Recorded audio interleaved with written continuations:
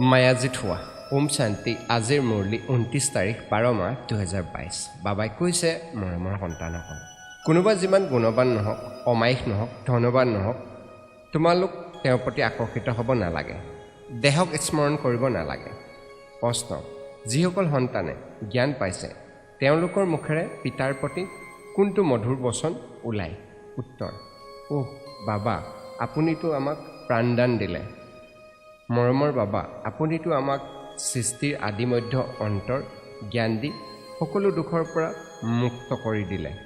গতিকে আমি কিমান কৃতজ্ঞতা জনাব লাগে দ্বিতীয় প্ৰশ্ন অন্তিম সময়ত পিতাৰ বাহিৰে কাৰো প্ৰতি যাতে আসক্তি নাজাগে তাৰ বাবে কি কৰিব লাগে উত্তৰ বাবাই কয় সন্তানসকল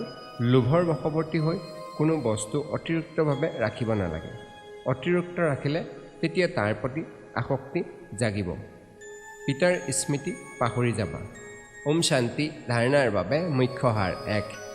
জ্ঞান যোগেৰে সকলোকে সহায় কৰিব লাগে দৈত্য অহিংসক হ'ব লাগে কাকোৱে দুখ দিব নালাগে 2 নষ্টমোহ হ'ব লাগে কোনো বস্তুৰ প্ৰতি বুদ্ধিৰ আসক্তি ৰাখিব নালাগে সদায় যাতে একমাত্ৰ পিতাৰহে স্মৃতি থাকে ইয়াৰ অভ্যাস কৰিব লাগে বৰদান ব্ৰাহ্মণ জীৱনত স্মৃতি আৰু সেৱাৰ আধাৰৰ দ্বাৰা শক্তিশালী হওঁতা মায়াজিত হোৱা শ্লোগান বিঘ্ন বিনাশক তেওঁৱে হয় যি